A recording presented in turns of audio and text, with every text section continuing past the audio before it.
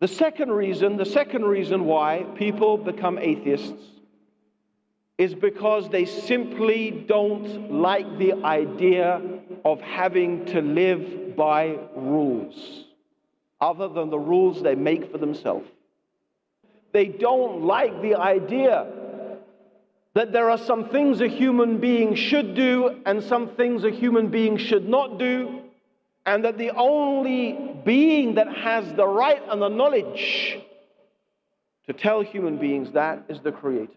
And with this, there are many other reasons as well. The claim that most scientists are atheists is not true.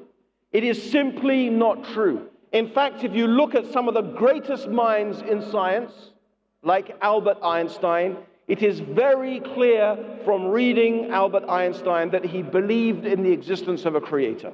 Newton, of course, who is famous in many ways, he's one of the giants of science, also believed in the existence of a creator. And interestingly enough, for many years of Darwin's life, he also believed that there was a God.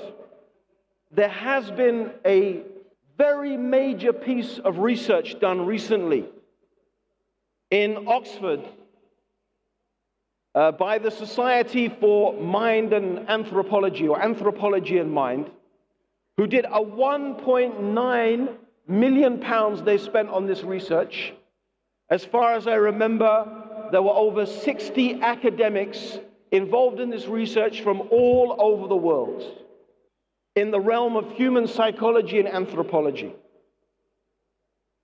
And after many years, they concluded that the belief in God, the religious belief and the belief in afterlife is not something that is taught by our parents.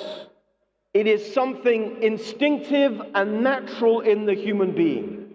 That in fact the very human thought process itself is shaped by religious values.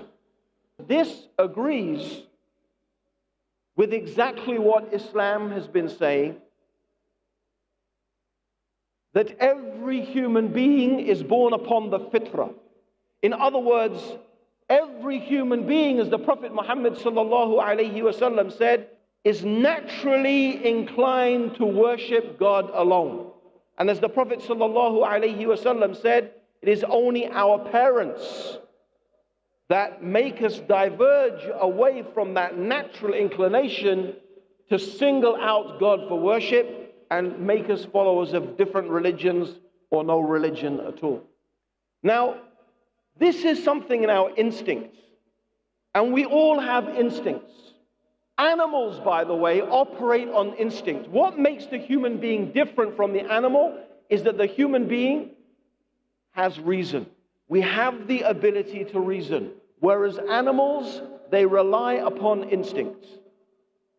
And we have also what we call reflex action. So, for example, if I pick up something that is hot, that is very hot, I don't have to think.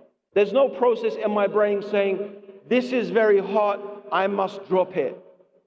No. You do it instinctively. You drop it instinctively. This is a reflex action.